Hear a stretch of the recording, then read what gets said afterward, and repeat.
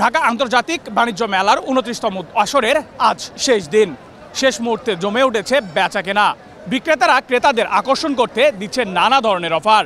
আজ সমাপনী অনুষ্ঠানের মধ্যে দিয়ে পর্দা নামবে এবারের বাণিজ্য মেলার।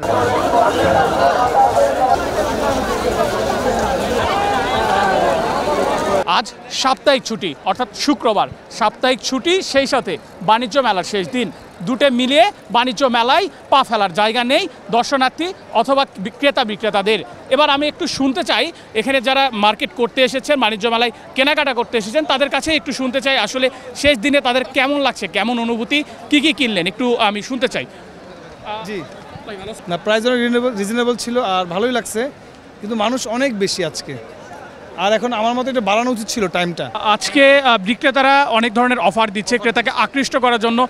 এই অফারগুলো কি এর আগেও চলেছে কিনা?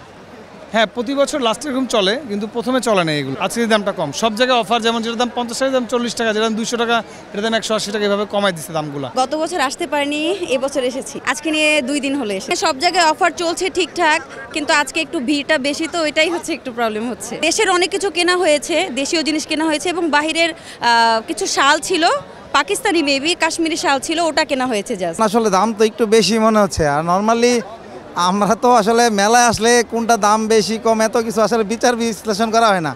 মেলায় আসা একটু ঘোরা, পাশাপাশি মনে হলে ভালো কিছু বাচ্চাদের জন্য কিছু কেনা বা সংসারে কিছু কেনা। এই বছর আর আসা হয় নাই, তো শেষ দিন আজকে আসলাম। হ্যাঁ, অনেক ইয়াতে ছাড় আছে, আমরা বেশ কিছু অফার ছিল, আমরা বেশ কিছু জিনিস নিয়েছি। ঢাকা তো ওইভাবে থাকা হয় না, যেখানে পড়াশোনা করি সেখানে থাকি, তো আসছি মূলত মেলা দেখার উদ্দেশ্য করেই। আরো দিন যদি আরো বাড়াইতো আরো ভালো হইতো, আমাদের আরো ঘুরতে পারতাম। আমরা যে কিছু একটা কিনবো, কেনার জন্য যে যাব দোকানে এত বড় মানুষের ক্রাউড, এত পরিমাণে যে গ্যাদারিং, যে একটা জিনিস প্রোডাক্টের চেয়ে মানুষের সংখ্যা বেশি। শেষের দিন এই জন্য মানুষের একটা চাপ বেশি, শেষের দিনের জন্য বেশি। আন্তর্জাতিক বাণিজ্য মেলার শেষ দিনে ক্রেতারা কিন্তু খুশি এবং সন্তুষ্ট, তবে তাদের চাহিদা ছিল বাণিজ্য মেলা আরও বেশ কিছুদিন বাড়ানো হোক। এবার একটু বিক্রেতাদের কথা শুনবো। এবারের বাণিজ্য মেলা তাদের কেমন কাটলো? ক্রেতাদের চাপটা আলহামদুলিল্লাহ ভালো, অনেক বেশি, বাট তারা আজকে আর কি কেনাকাটাটা খুব কম করছে। কালকের দিনটা যদি বাড়তো আমাদের জন্য খুব ভালো হতো, খুবই ভালো হতো। ক্রেতা সমাগম আসে আলহামদুলিল্লাহ ভালোই, কিন্তু যে কেনার ইয়েটা কম, একবারই কম, শুধু দামাদামি করে। আমরা ডিসকাউন্ট দিচ্ছি, এমনিতে 10% করে ডিসকাউন্ট চলছে আমাদের। শুক্রবার দেখেও কিন্তু বেচা কিনা নেই, কিন্তু মানুষ প্রচুর। গত 1 মাস আমরা এখানে বাণিজ্য মেলায় ছিলাম।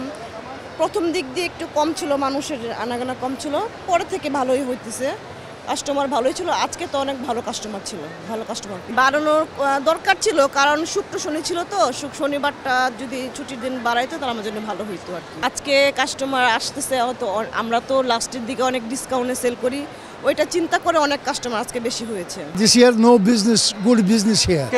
ভালোবাসে বাংলাদেশ, সব মোহব্বত করতে হয় বাংলাদেশ। ঢাকা আন্তর্জাতিক বাণিজ্য মেলার 29তম আসরের পর্দা নামবে আর অল্প কিছু সময় পরেই। আজকে সাপ্তাহিক ছুটি এবং বাণিজ্য মেলার শেষ দিনে ক্রেতার সমাগম ছিল অন্য দিনের তুলনায় বেশি। ক্রেতা বিক্রেতার মুখে ছিল তৃপ্তির হাসি। তবে সকলেরই একটি প্রশ্ন ছিল, আর কিছুদিন কি বাড়ানো যেত বাণিজ্য মেলার সময়সীমা?